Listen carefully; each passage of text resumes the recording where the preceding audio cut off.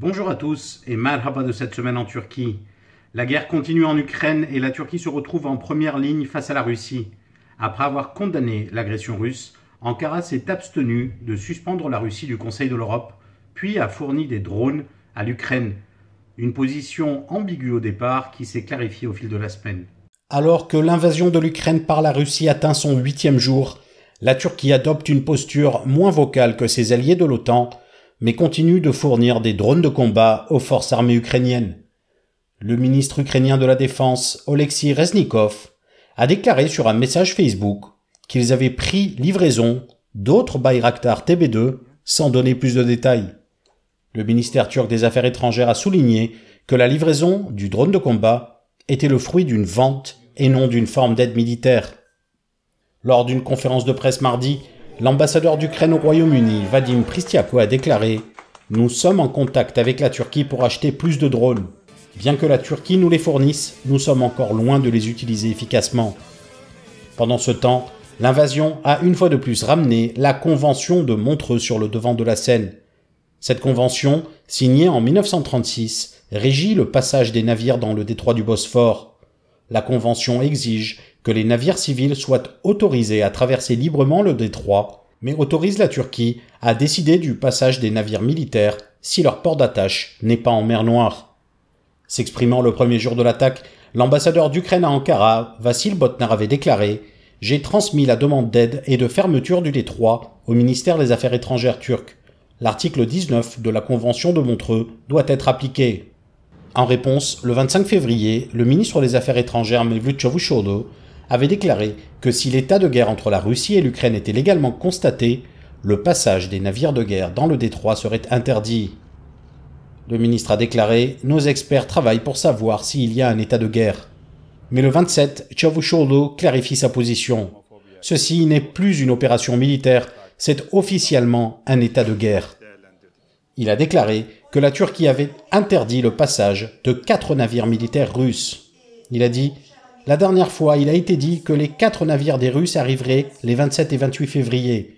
3 d'entre eux ne sont pas immatriculés dans des bases en mer Noire. Nous leur avons dit, n'envoyez pas ces navires. » Nous avons discuté avec l'ex-diplomate Sinan Ülgen du positionnement de la Turquie dans ce conflit et des répercussions que cela peut avoir. Sinan Ülgen, bonjour. Vous Salut, avez, Gérald. vous avez été diplomate pour le ministère des Affaires étrangères turc, puis affecté dans les années 90 à la délégation permanente de la Turquie auprès de l'Union européenne à Bruxelles, où vous avez notamment fait partie de l'équipe qui a négocié l'union douanière entre la Turquie et l'UE. Vous êtes le fondateur d'Istanbul Economics, cabinet de consultants économiques, et président du think tank EDAM, basé à Istanbul, chercheur associé au Carnegie Europe à Bruxelles. Et vous avez écrit plusieurs livres qui traitent de questions géopolitiques. Merci de nous accorder de votre temps. Merci pour l'invitation. Quelle est la position de la Turquie globalement dans le conflit en Ukraine vis-à-vis de l'Ukraine et de la Russie, donc des pays belligérants, et de l'OTAN? Oui, alors, la position de la Turquie, je pense que peut s'expliquer par une politique d'équilibre. Ce politique d'équilibre repose sur le fait que la Turquie a des liens, a des projets de coopération avec la Russie. Bien sûr, il y a aussi un degré de dépendance vis-à-vis de la Russie. Cette dépendance existe aussi pour beaucoup de pays européens, pas particulièrement dans le domaine de l'énergie, mais ce qui différencie la Turquie, c'est que cette ère de dépendance a aussi un volet géostratégique et sécuritaire, et en particulier ici, je me réfère à la situation en Syrie, où la Turquie a besoin du soutien diplomatique de la Russie pour stabiliser la situation, et en l'occurrence, bien sûr, à Idlib, où la Turquie a peur d'un scénario d'une attaque du régime qui pourrait provoquer, encore une fois, une crise humanitaire et une nouvelle vague de réfugiés. Donc, il y a ce degré de dépendance vis-à-vis de la Russie, mais d'un autre côté, la Turquie aussi entretient des relations avec l'Ukraine qui sont aussi mises en exergue par une coopération dans le domaine de l'industrie de la défense. Et aussi, la Turquie, d'ailleurs, vend des drones armés à l'Ukraine. Tout ceci, bien sûr, avec le fait que la Turquie est un pays de l'OTAN. Donc, la Turquie se voit obligée d'avoir une politique d'équilibre vis-à-vis de ces pays-là, mais cette politique d'équilibre est en passe de changer. C'est-à-dire que, bien sûr, le conflit militaire entre l'Ukraine et la Russie, l'agression de la Russie, va entraîner un changement de ce politique d'équilibre. Et c'est qu'on voit d'ailleurs dans la mesure où la rhétorique est devenue beaucoup plus critique envers la Russie, ce qui n'était pas le cas il y a même une semaine. Mais ceci dit, la Turquie aussi a déclaré qu'elle ne fera pas partie de la politique de sanctions. Donc, elle ne va pas fermer l'espace aérien, par exemple. Pardon? Fermer l'espace aérien, par exemple. Fermer l'espace aérien, par exemple. Mais bien sûr, il y a un autre cas, c'est le cas de la Convention de Montreux, où la Turquie a décidé de fermer les détroits pour les passages des navires russes, mais ceci ne devrait pas être vu comme une sanction contre la Russie, même si ceci va bien sûr avoir une influence sur la Russie, beaucoup plus que sur l'Ukraine, parce que ceci découle du traité lui-même. C'est une obligation légale de la Turquie et donc ne doit pas être vu en tant que tel comme une sanction. Donc, est-ce que vous pensez que finalement cette position est équilibrée que la Turquie suit? Parce que nous avons déjà vu dans les années, en tout cas précédentes, un comportement parfois un peu erratique de la diplomatie turque qui était assez, on va dire, assez pas très orthodoxe comparé à une politique étrangère classique d'un pays. Elle pouvait parfois changer très rapidement de bord ou bien monter assez rapidement dans la violence des propos. Là, est-ce qu'on assiste plutôt à une tentative de rationalisation des actions de la politique étrangère de la Turquie dans le cadre de ce conflit? Oui, je pense bien que c'est le cas. Effectivement, des années auparavant, on a vu un degré de rapprochement entre la Turquie et la Russie qui a entraîné des questions sur la fidélité de la Turquie à ses alliés traditionnels au sein de l'OTAN. Ceci a été mis en relief aussi par la décision d'acheter le système S-400 de Moscou. Mais maintenant, la donne a changé. Maintenant, avec ce comportement agressif de la Russie, qui est une violation de l'ordre international, des normes internationales, la Turquie est devenue beaucoup plus critique envers la Russie. Ceci ne veut pas dire, comme on en a discuté, que la Russie va nécessairement s'aligner sur la même longueur d'onde que ce qu'on voit au sein de l'Occident, mais c'est sûr que la devenue est plus critique. Ceci va peser sur son comportement diplomatique qui sera plus aligné sur le volet de ses alliés en Occident. La Turquie n'a pas appliqué donc des sanctions, en tout cas pas aussi drastiques que celles qu'on peut voir en Europe. Pourtant, elle a été très très rapidement impactée par les conséquences économiques de cette guerre, notamment avec des hausses du prix de l'énergie très rapides.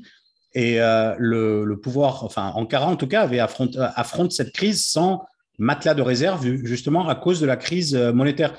Est-ce que vous pensez que cette situation cette position pourra-t-elle être tenable pour la Turquie et plus précisément pour le pouvoir, le régime d'Erdogan en lui-même? Tenable, oui, mais très désagréable, ceci dit. Parce que ce type de conflit et les sanctions et les conséquences économiques qui en découlent vont peser sur l'économie turque, qui est déjà en situation de fragilité à cause d'une politique monétaire peu conventionnelle, ce qui a entraîné une hausse des taux de l'inflation. Et ce qu'on voit maintenant, c'est que cette pression inflationniste va encore augmenter à cause des prix de carburant, à cause de la hausse des prix des denrées alimentaires aussi. Donc, il y a ce côté inflationniste qui va être de plus en plus difficile pour le gouvernement à gérer. Mais ce n'est pas la seule dynamique négative, malheureusement, pour la Turquie. Il y a d'autres dynamiques, dans la mesure où, par exemple, la Russie était le premier pays à envoyer des touristes en Turquie, à un montant d'à peu près 6 millions. L'Ukraine était la troisième. Et donc, l'industrie touristique est l'une des plus grandes industries en Turquie, surtout axée vers ses exportations. Et bien sûr, donc, il va y avoir un coût, un impact négatif sur l'industrie de tourisme. Et en plus, il y a bien sûr un degré d'échanges, de transactions commerciales avec la Russie. Il y a des grands projets au sein de la Russie qui sont menés par des entreprises turques. Et donc, toutes ces difficultés qu'on va voir de plus en plus pour l'accès du système, pour l'accès du côté de Moscou du système financier international, va aussi avoir un impact détrimental sur tout ce type de transactions avec la Russie. Donc, somme toute, la Turquie était déjà dans une situation économique vulnérable et ce choc négatif va encore peser sur le futur de l'économie turque. Et alors, outre les conséquences économiques et l'impact que la Turquie peut subir en termes économiques, il y a aussi les conséquences politiques. Recep Tayyip Erdogan a dit il y a quelques jours à l'adresse de l'Occident en disant « Est-ce qu'il faut absolument qu'il y ait une guerre pour que vous pensiez à la Turquie ?» Alors, ça a eu beaucoup d'écho parmi la population, même parmi les personnes qui ne sont pas des soutiens du président. Une chose est sûre, c'est que la Turquie voit quand même son importance géostratégique revenir peut-être, alors je ne sais pas exactement de la même manière, mais un peu à l'époque de la guerre froide où elle était considérée comme le pays tampon. Est-ce que cette nouvelle configuration pourra bénéficier aux intérêts de la Turquie en général et peut-être aussi au régime d'Ankara qui pourrait voir, par exemple, alors c'est juste une question que je pose, peut-être que les critiques concernant la gestion de la politique des droits humains en Turquie, peut-être que les critiques qui venaient de l'Europe et qui s'adressaient vers Ankara, peut-être qu'on va entendre un tout petit peu moins ces critiques-là durant cette période? Oui, peut-être, mais d'abord sur le contexte global. Effectivement, je pense que ce qu'on a vu, c'est en quelque sorte le prélude à une nouvelle ère géopolitique dans le monde et en Europe en particulier. Il y a une donne qui est en train de changer. Il y a, à mon avis, un tremblement de grande échelle qui va effectivement entraîner une nouvelle ère similaire peut-être dans son emblée à la guerre froide. Et là, la Turquie, effectivement, devrait avoir ou serait perçue comme un pays pour lequel son poids géostratégique va agrandir. C'était le cas pendant la guerre froide, la géographie que la Turquie occupe, ses relations avec la Russie, et effectivement, c'est l'un des grands, si vous voulez, leviers pour la Turquie, était l'un des grands leviers pour la Turquie pendant la guerre froide. Je pense qu'on retourne à ce type de situation. Bien sûr, c'est un peu différent parce que la guerre froide, comme vous le savez, était basée sur une concurrence idéologique. Cette fois-ci, ce n'est pas le cas entre la Russie et l'Occident, mais quand même, il y a une situation sécuritaire qui est assez semblable à la guerre froide. Et dès lors, le poids géostratégique de la Turquie va effectivement devenir un atout diplomatique pour la Turquie. Ceci, à mon avis, va avoir un impact positif pour les relations entre la Turquie et les États-Unis, qui jusqu'à présent étaient plein de problèmes. Je pense qu'avec, dans ce contexte géopolitique, ces différends vont pouvoir être résolus d'une façon un peu plus constructive. Pour l'Europe, aussi, ça sera un peu le cas, mais le grand acteur sécuritaire pour la Turquie, ce n'est pas l'Europe, c'est les États-Unis.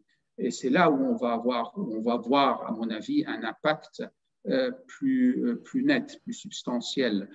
Avec l'Europe, je pense que ça ne va pas beaucoup changer parce que même si effectivement il peut y avoir une volonté du côté du gouvernement européen d'être un peu moins critique envers la situation domestique en Turquie, je pense que ce soit à Washington, à Bruxelles, à Paris ou à Berlin ou même à Londres, le fait que la Turquie approche une échéance électorale va continuer à être le facteur principal par rapport aux décisions envers Ankara. Et le fait qu'il y a maintenant une prospective de changement politique assez tangible va continuer à influencer ces décisions, beaucoup plus que ce qu'on voit sur l'échiquier européen entre la Russie et l'Ukraine. Et merci beaucoup de nous avoir accordé de votre temps. Merci beaucoup pour l'invitation. L'économie turque a immédiatement ressenti les soubresauts de l'agression russe en Ukraine. L'inflation, quant à elle, continue. L'Institut statistique de Turquie a publié les données de l'inflation pour le mois de février. Selon ces chiffres officiels, l'indice des prix à la consommation a augmenté de 4,81% au mois de février. Quant à l'indice des prix annuel, qui était de 11,10 au mois de janvier, il est passé à 54,44% au mois de février, ce qui en fait le taux le plus élevé jamais enregistré depuis 2002. Mais tout élevé qu'il soit, ces chiffres officiels sont contestés par un collectif indépendant d'universitaires et d'économistes baptisé Groupe de recherche sur l'inflation, ENAG en turc. Selon eux, l'inflation au mois de février n'a pas été de 4,81%, mais de 5,44%. Quant à la hausse des 12 derniers mois, elle n'a pas été de 54,4%, mais de 123,80%. Les dépenses qui ont le plus augmenté ont concerné le transport avec une inflation de 75,7%, suivie de l'alimentation à 55%. Fragilisée par les politiques monétaires hors du commun, la livre turque s'était stabilisée depuis décembre dernier, mais avec la guerre, le dollar est passé de 13,5 à 14,5 liras. Dans la foulée, les prix des carburants affichent également des records. Se vendant à 8 liras le litre au mois d'octobre de l'année dernière, l'essence est actuellement à 15 liras. Un effet direct de la guerre. Une partie de l'opposition avait décidé de présenter le projet du système parlementaire renforcé qu'il compte proposer aux électeurs. L'impact de cette cérémonie a été amoindri à cause de la situation internationale. Les contours du projet du système parlementaire renforcé que l'opposition réclame depuis longtemps a finalement été présenté par les présidents du CHP, du İYİ Parti, du DEVA, du Gelecek, du Parti démocrate et du Saadet le 28 février dernier. L'événement s'est déroulé en grande pompe sans pour autant que les partis de gauche ni le HDP pro-kurde n'y soient conviés. Le lieu choisi, l'hôtel Bilkent d'Ankara, est symbolique. C'est là que plusieurs partis politiques de droite ont annoncé leur création, comme un certain parti qui se nomme AKP, il y a 20 ans de cela. Le système précédent en Turquie avait été établi en 1923, une république parlementaire. En 2017, Recep Tayyip Erdogan a soumis la constitution à un référendum dans la foulée du coup d'État qu'il avait visé et en plein état d'urgence. Ce référendum, contesté par l'opposition, est passé de justesse et a poussé la Turquie dans un système présidentiel. L'opposition soutient depuis longtemps que cette nouvelle constitution concentre trop de pouvoir au président. C'est dans cette optique que l'opposition s'est engagée à promulguer la nouvelle constitution si elle est élue, un système parlementaire avec plus de garanties démocratiques, un mandat unique, un président symbolique, un assouplissement des règles pour qu'un parti puisse être représenté au Parlement, et des cours sur l'égalité des sexes et des droits humains font partie des points soulevés. De même, le recrutement dans la fonction publique ne se ferait plus via des entretiens, mais des examens écrits. Ces entretiens ont souvent été dénoncés comme un moyen que l'AKP utilisait pour ne réserver les postes publics qu'à ses fidèles, souvent incapables d'assurer le travail. Mais pour le président et chef de l'AKP, ce projet ne vise, je cite, qu'à rembobiner le film et revenir dans le passé. Il a dit « J'espère que notre nation enterrera ce projet dans les urnes ». Merci à tous de nous avoir suivis et à la semaine prochaine. N'oubliez pas de soutenir les médias indépendants.